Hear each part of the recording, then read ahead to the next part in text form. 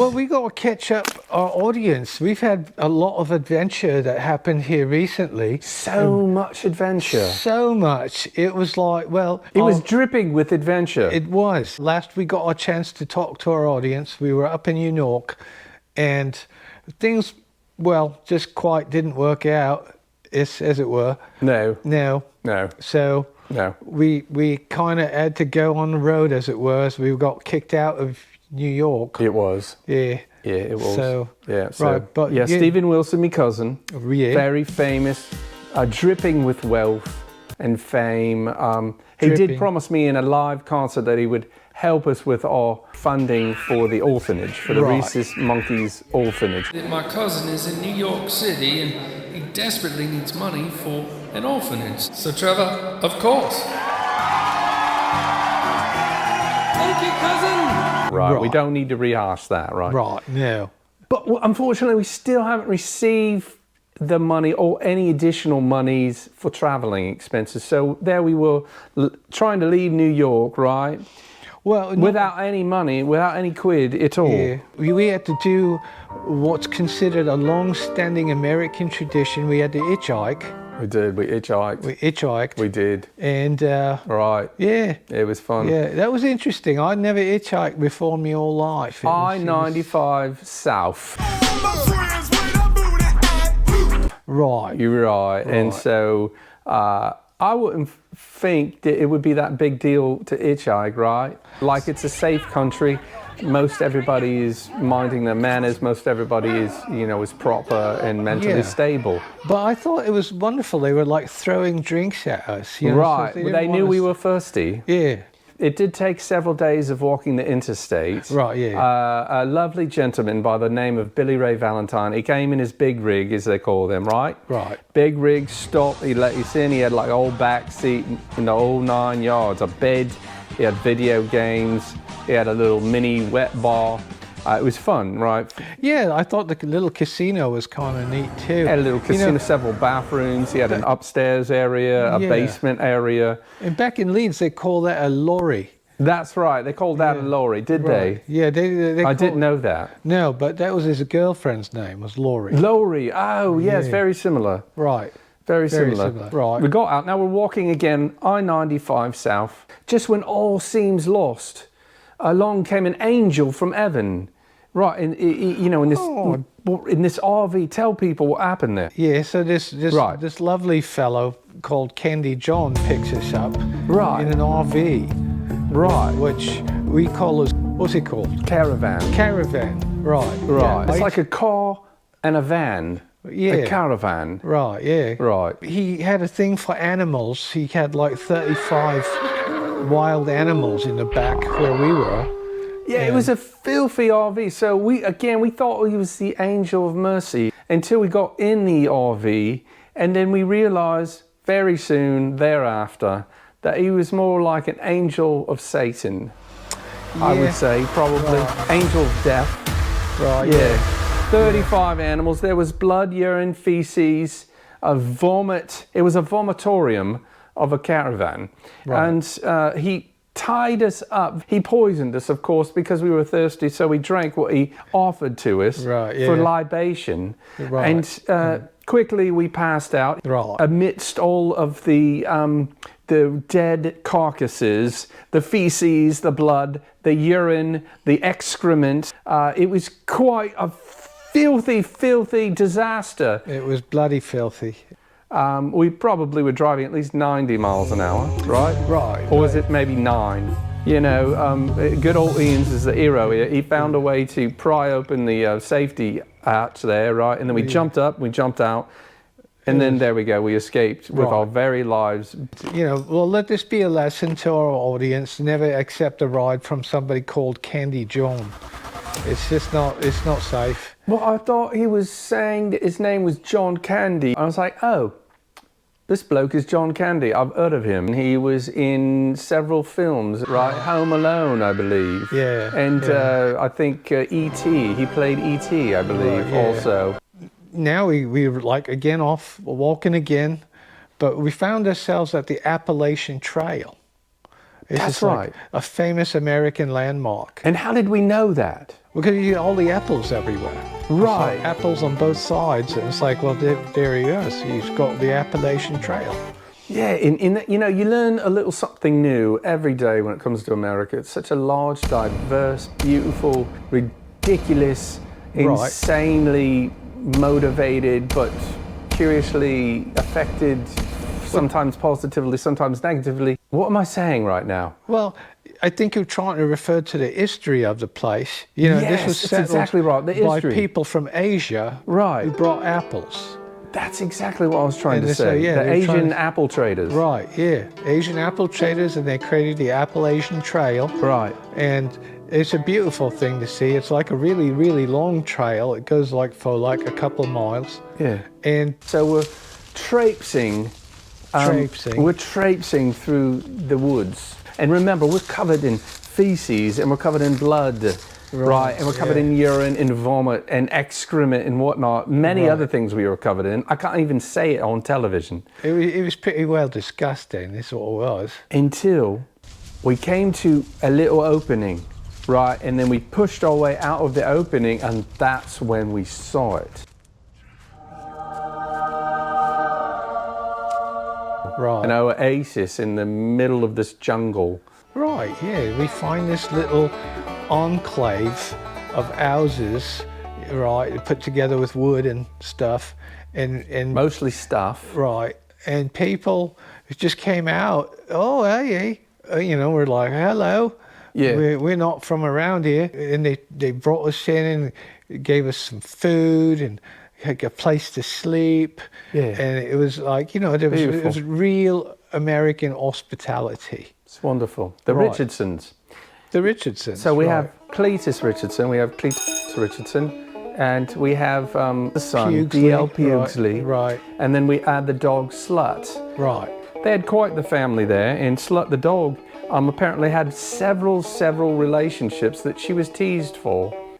So we did have to earn our keep. They were very nice. The Richardsons were a wonderful family, but we needed jobs. So we decided that it was time to join the family Richardson business, which was Running moonshine. running moonshine. Right. That's yeah, right. In fact, you've got it right. I've got a little right here. This is some of the moonshine that we add up there in the Appalachian Trail right here. Right, yep. Little did we know at the time that the Richardsons had quite the beef, the spat, with a rival neighbor family, the Dumfords. Right, Okay.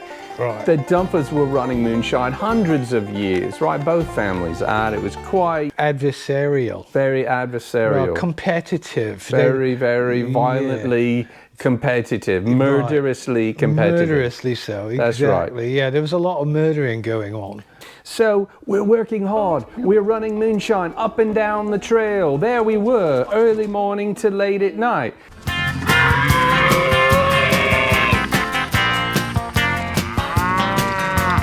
And so there we were. And sometimes the police, Well, they call them the popo. they were quite involved in this, weren't they?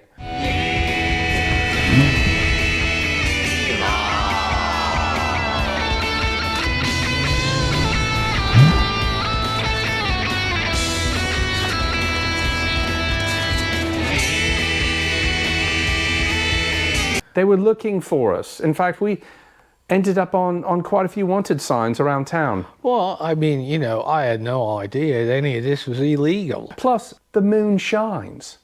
Why there? That's not illegal, is it? No. Next, they're going to be telling us we can't go outside and enjoy the shine of the moon. Right. It's What's crazy. the difference? It's crazy. Right. Yeah. What's going on in this country? So I love this country, but I mean, really, come on, logic here.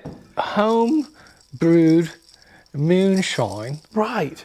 and it's delicious. By the way, if you're wondering, the Richardsons had a very unique blend of moonshine. Oh, it's got a lot of flavour. If you recall, they were telling us that they ran it only through the finest radiators from diesel Mack trucks. That's right. Yeah. Yeah, that's the first filtration system. We learned a lot about this. Very exciting. Yeah. And then it goes into the iron vats. Right. So if you have iron deficiency, this my friend, is all you need. It's Very healthy. It was very healthy. So we were doing our business. We were running from the law. We were living the American dream of the Appalachian area until one morning I was doing my normal, I'd hang out with Slut in the mornings. We were very close. We were very tight. I've never had a relationship with a canine to this extent. Well, Slut really took to you. Slut took to me immediately. Yeah. Right. Slut actually ran away real quick, caught a whiff of something, I think, right? Yeah. So I decided to follow Slut around back. Slut started digging. I saw some things coming up from the ground. It was a very frightening morning for me and changed our lives forever. We were both marveling at the size of the bones that Slut was digging up. And I thought it was like maybe rhinoceros's bones, or maybe it was like tortoise bones, anything like you would find in that region of the country. Right. And no. It was a human femur, and I do know that because I had a lifelike skeleton in me room in school for the longest time. I didn't have a roommate, so I just bought me a skeleton and clothed him. And talked to him, and we spent quality time together as well. But I knew the size of a real femur. A human femur, and there was more than one. That was what was really. It was a pit of death. It was a mass grave. Yeah. It was a mass grave. Yeah. Which reminds me of that time when I was 7 years old and I accidentally fell into a hole that turned out to be a mass grave. Right. I spent 3 days in a mass grave full of bones, carcasses, dead bodies. Yeah, you told me 7 about years. That was pretty awful. It was life-changing, but in a good way. It was. Right. I appreciate things much more now from those 3 days in that death cave. Remember the Dumfords? They were telling us all about the Dumfords. Of course, right. And this is why there was a lull, because there weren't any more Dumfords. Not many left. We found the Dumfords. Right. And that was when Ian and I had a quick little conference. We did. We got together. Me, Ian's, and the dog. We had a little conference that morning. And we decided it was time to leave. So Cletus had gotten wind of Slut's discovery of the bones. Yeah. And he quickly and promptly murdered my Slut. Right. And that was awful. It was very awful, bloody awful, literally bloody and awful. Bloody and awful. That's right. Well, we waited till nightfall. We packed that Dodge Dart up with moonshine, apples from the Appalachian Trail, and dead Slut, and poor dead Slut, and we started driving south, and we got the blazes out of the Appalachian. Listen, I have fond memories for the most part, right? I mean, everything was peaches and apples, literally, until the moment we found the death pit of skeletons and dead bodies. Right, death pits and cold freezing nights aside, it was quite lovely. I think. Yeah, I mean, the Richardsons, as quirky as they were and murderous, they were very hospitable. Everyone was so hospitable, yet there was no hospitals anywhere near to be found. Right, yeah, I've noticed that. There was a bit of a problem. Yeah, a bit ironic. Yeah. Well, anyway, so we escaped. Here we are. Now we're back in Florida. We're back in Florida at a friend's place. We started our brand new podcast. Look, you can tell it's not the same backdrops and whatnot as we had before in those nice studios, right? No, it's not New York either. God, no. They kicked us out of there. Right, yeah, that Brooklyn Bridge thing didn't quite work out for us. So we've got our brand new podcast here from beautiful downtown Rayford, Florida. Right. And it's called the Nobody Gives a Podcast. Say that one more time. The Nobody Gives a Podcast. That's right. Right. And we love it. Know what I mean? And we're back in beautiful Florida in a beautiful little town of Rayford. It's lovely. It's lovely. It's really lovely. You should come and visit us. We have, I shouldn't say we have plenty of room, but you should come and visit us. We'll meet you down the road at the Arby's. There is one. Yeah. And that's one of our prerequisites, and number 14 in the list of Rayford perks. Right. Arby's. Yeah, you can't go wrong with Arby's. No, and there's a tunnel system from the prison to our apartment and then to the Arby's. Right. It's lovely. It is. It's beautiful. It is. They could make a movie about escaping from prison there. And you could either escape to us or escape to Arby's? It's like Sophie's Choice, though. When you're escaping the Rayford prison, who would you rather go to? Trevor and Ian or Arby's? I mean, that's a tough decision. Well, it is. What would you go with, right? Right. Splitting the baby in half. What do you do? Well, you you know. can visit us first, of course, and then we all go to Arby's. Oh, that's so brilliant. Easy. So brilliant. It's so We could easy. all go to Arby's. Right. Should we go in the tunnels or should we take the Yugo? Oh, probably the Yugo. That's Yeah. more fun. Yeah, That's we have more a fun. classic Yugo. Right. Right. Yeah, my friend Ian's put on his credit card a few years ago, before the Brooklyn Bridge that he bought. Right. And yeah. what you got for 17,000? I think that's a wonderful deal. It was a great deal. It for a was Yugo. It's a classic car. Right. Yeah. Can't go wrong. It's great when it runs. It's just lovely. It gets us is. to Arby's.